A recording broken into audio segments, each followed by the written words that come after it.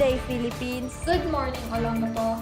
This is STT News, providing you with the most latest news around the world. News with no bias and no exemption. We are your anchor for today. I'm Juliana Castaneda. I am Ginia Ginto, and this is STT, Spill the Tea News. On top of the exclusive news, it is still prevalent in our society that 6 out of 10 people experiencing depression with variety of causes. There are a variety of reasons why some people experience it.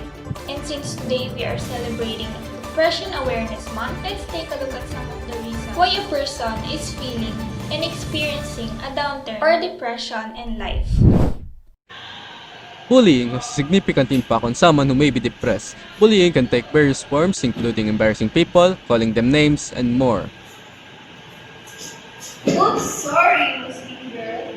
Are you alone or just don't have any friends? Deserted.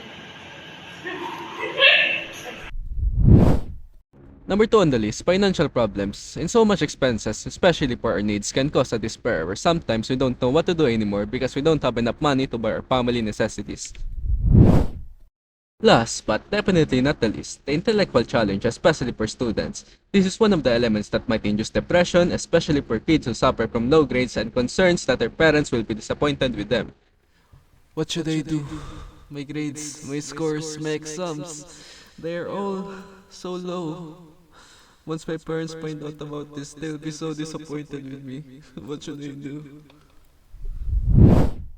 Someone who has depression might experience a continued feelings of sadness, hopelessness, emptiness, fatigue, lack of energy, insomnia, or other sleep issues, and in irritability, restlessness.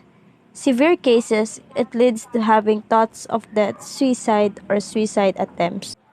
Let us welcome Miss Princess Donaire and Doc Patricia Padero. Hello, Miss Donaire and Doc Padero. Welcome to STT. How do you feel? Yes, I feel great. Thank you. Thank you for inviting us. So, Miss Donaire, we have heard that you are a depression survivor. Can you share to us your experience and the reason behind it? As someone who was born in an academic-centered household, I grew up having to fulfill the expectations of me to the point that I was disregarding my health. And when I entered my high school, I became target of bullying, which greatly affected my study. When my grades dropped, I became anxious and depressed. And that's when I started having thoughts about killing myself.